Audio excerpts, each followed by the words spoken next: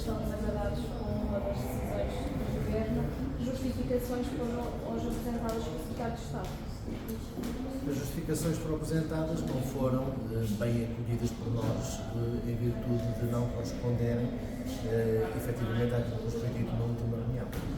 E nós estamos duplamente insatisfeitos e indignados com aquilo que foi o processo em si, porque lembramos que nós tínhamos previsto um pedido de uma negociação suplementar, que acabamos por retirar esse pedido de negociação suplementar em virtude da garantia que nos tinha sido dada, que hoje, nesta reunião, que seria a última, iríamos analisar precisamente esta matéria dos professores orientadores e da remuneração suplementar. Abdicamos desse pedido e verificamos anteontem que o Conselho de Ministros acabava de aprovar o valor para as condições do suplemento remuneratório dos orientadores. Isto, no nosso entendimento, e dissemos lá em cima ao Sr. Secretário de Estado, é um respeito por aquilo que é um processo negocial que se quer completamente transparente e onde todos citamos que vale a pena contribuir. Foi isso que nós fizemos através do envio das nossas propostas, com a expectativa que hoje poderíamos estar a analisar, a debater, mesmo que eventualmente não fosse possível chegar a acordo, mas houvesse esta disponibilidade para haver aproximações.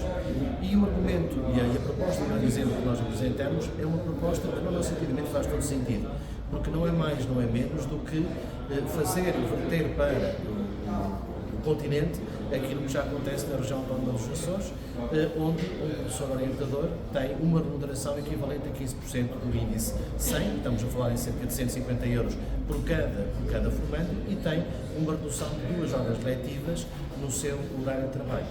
Aquilo que hoje o Sr. Secretário de Estado da Administração e Inovação nos disse foi que, aparentemente, teria dito que sobre os valores remuneratórios não havia possibilidades de haver alteração.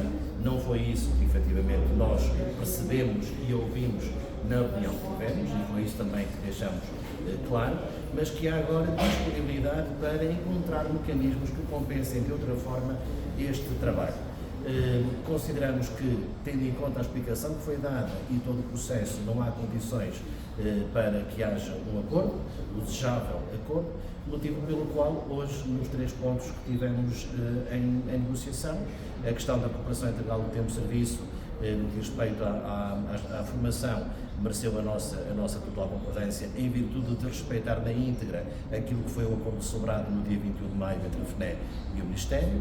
Sobre o 32 já, há aproximações do Ministério da Educação com respeito aos concursos que merecem a nossa concordância, mas há um conjunto de aspectos que deixamos ressalvados que continuam a não ir ao encontro daquilo que é o nosso pensamento sobre as regras concursais.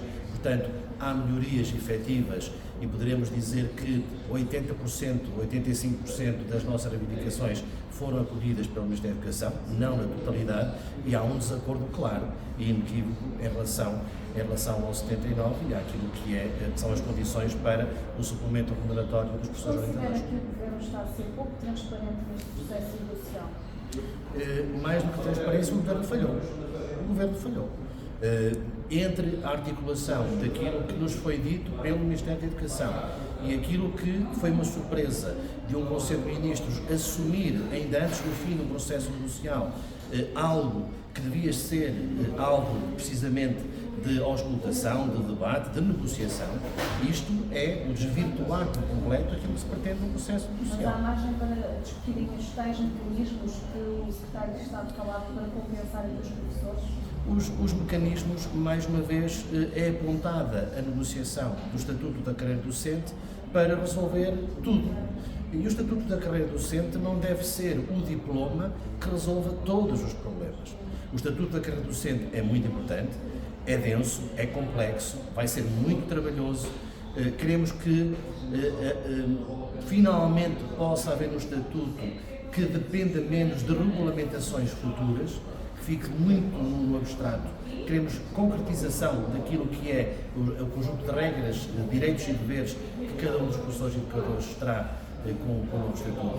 Agora, empurrar sucessivamente todas as questões, é as mobilidades por doenças, são as moderações, é a estrutura, é a formação, até agora, por exemplo, isto que nós aqui temos e que entregamos ao Ministério da Educação, este documento não é nada mais, nada menos do que o Decreto Legislativo Regional 23/2023 já, da Região Autónoma dos Açores, onde precisamente no seu artigo 189 definem as condições para o exercício de funções do orientador cooperante. Ou seja, isto que aqui está é claro e inequívoco e o atual Ministério da Educação bastaria olhar para este bom exemplo e aplicá-lo aos orientadores do nosso sistema aqui no continente.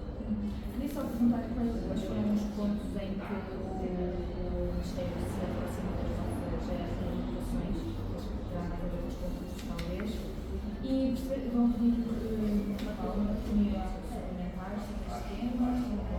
O pedido de negociação suplementar a acontecer. É evidente que hoje estas informações terão a ser prestadas aos presidentes dos sindicatos da FNEC.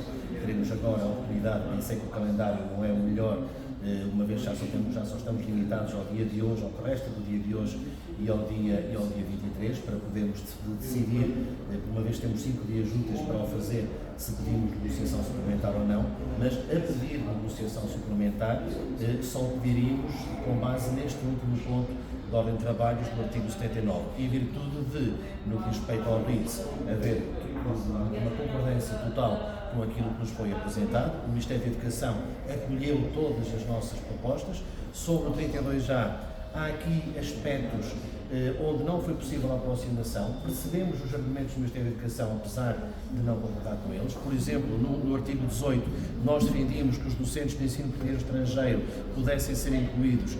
O Ministério da Educação defende que, para os incluir, teria que haver uma negociação com o Ministério dos Negócios Estrangeiros, que, no nosso entendimento, não faz sentido, uma vez que seria para aplicar no regime concursal cá, nada teria a ver com aquilo que acontece no estrangeiro.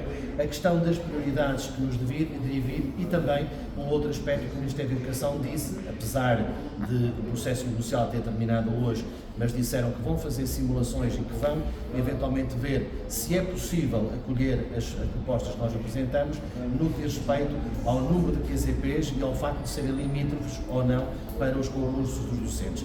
Nós defendemos que há limites onde bastaria o próprio QCP mais um, não havendo a necessidade de ser limítrofe. O Ministério da Educação diz que, por uma questão de gestão e de facilidade do próprio sistema, deveria ser um QCP, ou melhor dizendo, 2 QCPs limítrofes. Tentamos argumentar e explicar as vantagens de não ser limítrofe. Um docente que pertença a um QCP aqui do Sul e onde haja necessidades noutros QCPs, apesar de não serem limítrofes, poderia ser útil para o próprio sistema. O Ministério da Educação não o vê dessa forma e entende que tudo aquilo que é feito, e deu como exemplo um fenómeno que é o elástico, a partir do momento em que um docente é colocado num destes QCPs mais carenciados, não deve ter a oportunidade de se afastar mais do que aquilo que é o limite de um QCP contingente com o seu.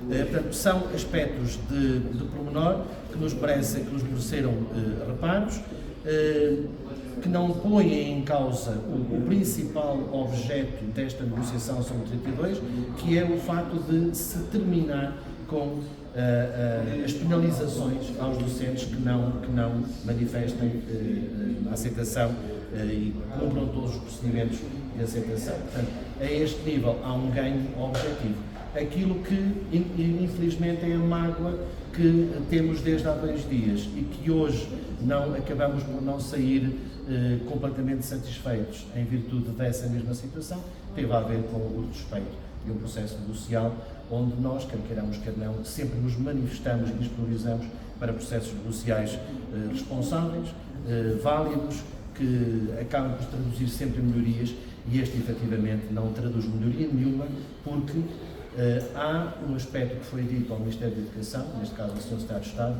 e que gostaríamos muito de estar enganados.